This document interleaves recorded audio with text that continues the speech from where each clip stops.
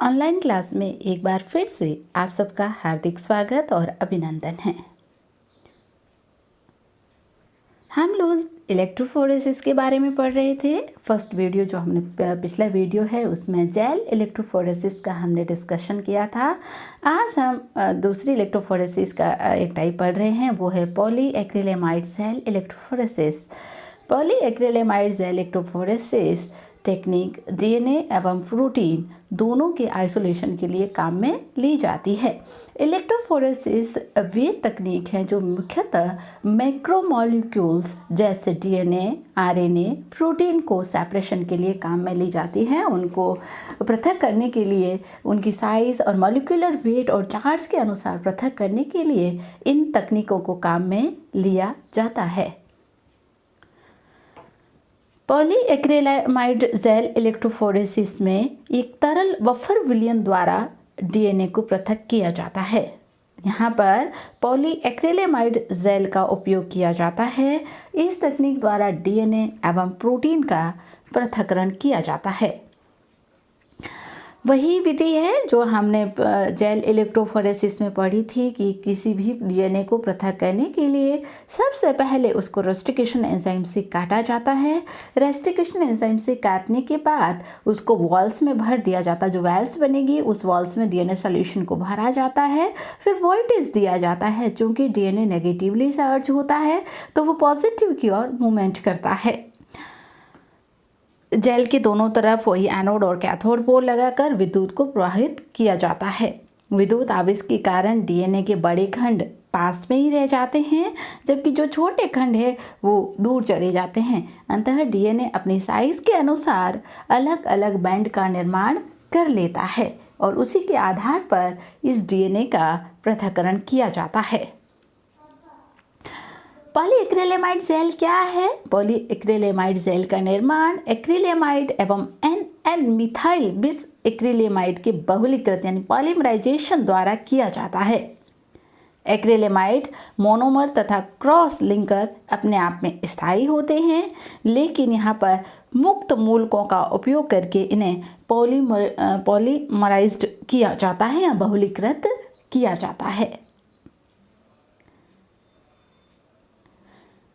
पॉलीएक्रिलेमाइड gel electrophoresis यानी fees technique जो है, इसका उपयोग biochemistry, forensic chemistry, genetic, molecular biology, biotechnology में मैक्रोमोलिक्यूल्स को पृथक करने के लिए किया जाता है।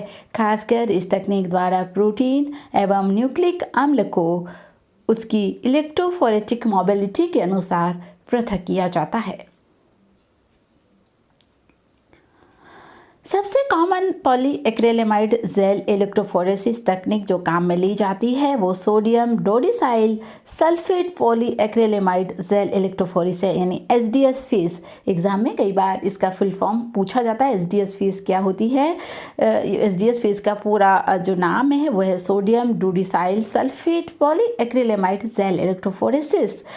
सामान्यतः जेल जो पॉलीएक्रिलेमाइड जेल इलेक्ट्रोफोरेसिस होती है वो डीएनए को सेपरेशन करने के लिए ली जाती है, लेकिन अगर हमें प्रोटीन मॉलिक्यूल्स को भी सेपरेट करना है तो उसके लिए हम एसडीएस फेज को काम में लेंगे। एसडीएस फेज क्या है? डोडिसाइल सोडियम डोडिसाइल सल्फेट पॉलीएक्रिलेमाइड जेल इलेक्ट्रोफोरेसिस है। इस तकनीक का उपयोग मुख्यतः प्रोटीन अणुओं को सेपरेट करने के लिए किया जाता है। प्रोटीन को आइसोलेट करने के लिए इस तकनीक को काम में लिया जाता है। एसडीएस क्या है? एसडीएस का मतलब क्या होता है? एसडीएस क्या है? SDS negative charge detergent sodium dodecyl sulphate हैं, डोडिसाइल सल्फेट हैं, यानी नेगेटिव चार्ज डोडिसाइल सल्फेट हैं। इसके क्या किया जाएगा कि जिस प्रोटीन को आप सेपरेट करना है उसके चारों तरफ एसडीएम की एक कोटिंग बना दी जाती है ताकि ये नेगेटिवली चार्ज हो जाए और पॉजिटिव की तरफ मूवमेंट करें। जो प्रोटीन खंड आपको सेपरेशन करने हैं उनको किसके साथ कोट कर दिया जाता है? एसडीएस के साथ। एसडीएस सोडियम डोडिसाइल सल्फेट एक डिटर्जेंट है जो नेगेटिवली चार्ज लिए हुए होता है। तो इसका उपयोग प्रोटीन को डीनेचुरेशन और लीनियर करने के लिए काम में लिया जाता है। Coated the protein with negative charge, यानी प्रोटीन के चारों तरफ इसका एक कोट बन जाता है ताकि प्रोटीन जो है वो पॉजिटिव की तरह मूवमेंट करे और इसका प्रोटीन का सेपरेशन हो जाए। पॉलीएक्रिलेमाइड जेल इलेक्ट्रोफोरेसिस में हम लोग यहाँ पे देख रहे हैं, इस टेक्निक में आप लोगों को एक डायग्राम वैसे ही डायग्राम है जिस तरह से हमने जेल इलेक्ट्रोफोरेसिस पढ़ी थी, लेकिन यहाँ पर हम सैंपल जो है वो जिसकी ये प्लेट जो बनाएंगे वो पॉलीएक्रिलेमाइड जेल की एक प्लेट बनाएंगे। यही सैम्पलिंग पोर करने के लिए यहाँ पर कॉम होते हैं जहाँ पर सैम्पलिंग की लोडिंग की जाती है। ये कैथोड है, ये एनोड है। प्रोटीन, चूँकि प्रोटीन जो मॉलिक्यूल्स होते हैं वो क्या होंगे, उनको डोडिसाइल से कोटेड किया जाएगा। जैसे यहाँ पर आप देख रहे हैं प्रोटीन मिक्सचर है ये, इसमें जेल में इसको, ये नीचे जेल है, और जब आप इलेक्ट्रोफोरेसिस करेंगे तो प्रोटीन के मॉलिक्यूल्स जो हैं वो मूवमेंट करेंगे नेगेटिव चार्ज के, और इनका मूवमेंट होता है पॉजिटिव चार्ज। हमने एसडीएस फेस इसको नेगेटिव चार्ज कर दिया है, तो इसका मूवमेंट क्या होगा, इसका मूवमेंट पॉजिटिव चार्ज की और इसका मूवमेंट होगा।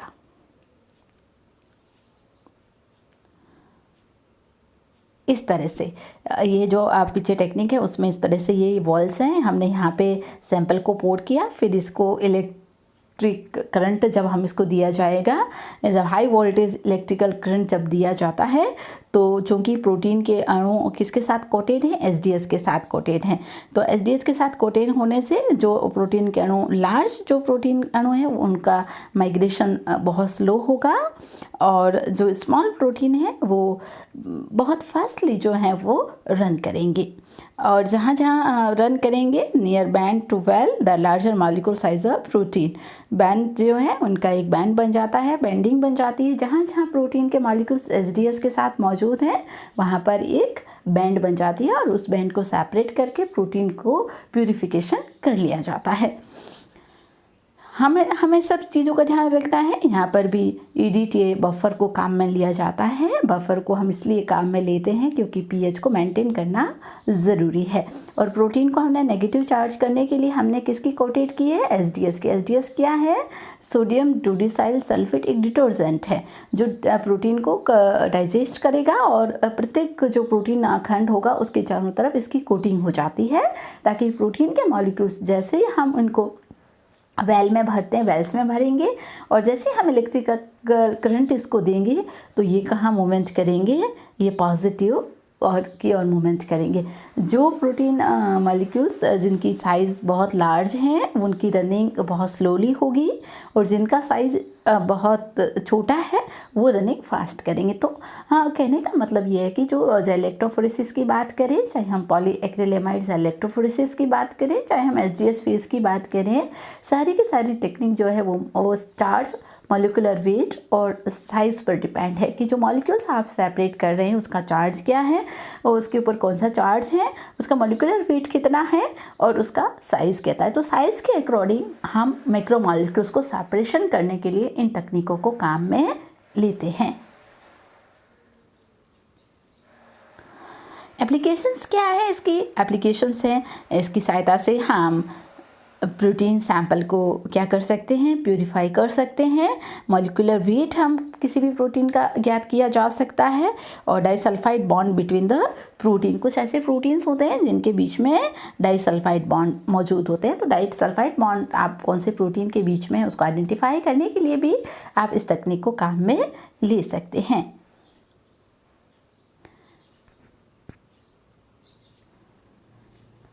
एसडीएस फेस को लेकर क्वेश्चन नॉर्मली एग्जाम में पूछे जाते हैं, कभी कभी यूनिवर्सिटी एग्जाम में तो सामान्यतः पूछे ही जाते हैं, कभी कॉम्पिटिटिव एग्जाम में भी पूछा जा सकता है। तो SDS phase has been used, केवल पॉलीएक्रिलेमाइड जेल इलेक्ट्रोफोरेसिस की हम बात करेंगे ना, तो पॉलीएक्रिलेमाइड जेल इलेक्ट्रोफोरेसिस डीएनए और प्रोटीन दोनों के लिए सेपरेट है, लेकिन स्पेसिफिक रूप से हम एसडीएस फेस का बात करेंगे, सोडियम डोडिसाइल सल्फेट फेस की जब हम बात करेंगे तो इस तकनीक का उपयोग किसके लिए किया जाता है, analysis the different type of protein molecules.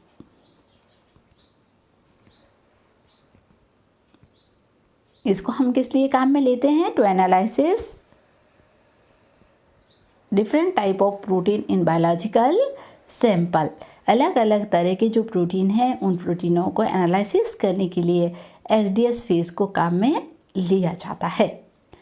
In an SDS phase experiment protein are separate on the basis of their, in an SDS phase, cell protein are denatured by SDS. Protein have the same charge to mass ratio. Smaller protein migrate more rapidly the cell. तो क्या आएगा इसमें? All of the above आएगा। Protein इससे SDS एक detergent है जिससे डीनेचुरेट हो जाते हैं। प्रोटीन जो है वो चार्ज के अकॉर्डिंग चार्ज जो है वो एसडीएस के कारण आएगा इसमें। स्मॉलर प्रोटीन जो है migrate more rapidly through the cell, कि जो जिन प्रोटीन मॉलिक्यूल्स का साइज़ बड़ा होगा वो स्लो माइग्रेट करेंगे, जिनका छोटा होगा उनका माइग्रेशन क्या होगा? तेज गति से वो माइग्रेट करेंगे। तो आप लोग ध्यान में रखिएगा, इलेक्ट्रोफोरेसिस का जो प्रिंसिपल है वो किस प्रिंसिपल पे भी काम करती है? इलेक्ट्रोफोरेसिस चार्ज और मैक्रोमोलिक्यूल्स के मॉलिक्यूलर वेट, उसका चार्ज और उसके साइज़ के ऊपर डिपेंड करता है, उसके ऊपर जो है वो काम करती है।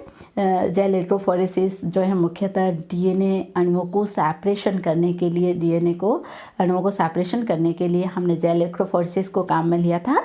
वहाँ पर डीएनए को सेपरेशन के लिए एगेरोजेल को काम में लिया जाता है। लिथियम ब्रोमाइड डाई के माध्यम से उस डीएनए मॉलिक्यूल्स होते हैं उनके बैंडिंग की पहचान की जाती है। जो बैंड बनते हैं वहाँ से लिथियम ब्रोमाइड डाई में हम उसको एक्सरे यूवी लाइट्स के थ्रू उसकी आइडेंटिफाई करके डीएनए को सेपरेट कर सकते हैं।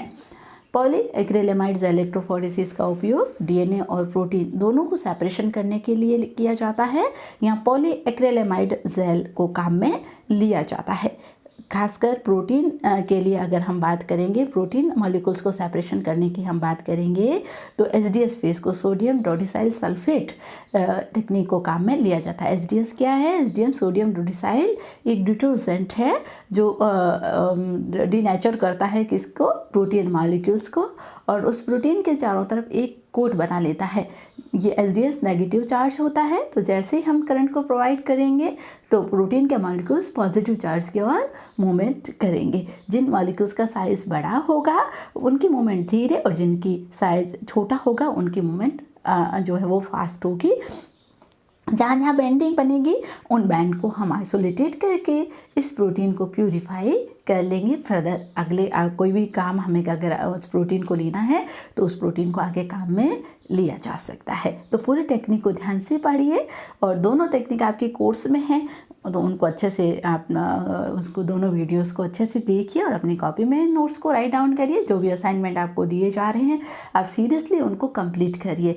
ये हम लोग, चूँकि आप सब लोग जानते हैं कि ये क्लासेस हम फेस टू फेस क्लासेस लेने के लिए हम संभव नहीं हैं, तो हम वीडियो क्लासेस के थ्रू, ई क्लासेस के थ्रू आपसे बात कर रहे हैं। आप भी सीरियसली इनको पढ़िए, और जो भी असाइनमेंट आपको दिए जा रहे हैं उन सभी असाइनमेंट को टाइम से पूरा करते रहिए। Thank you.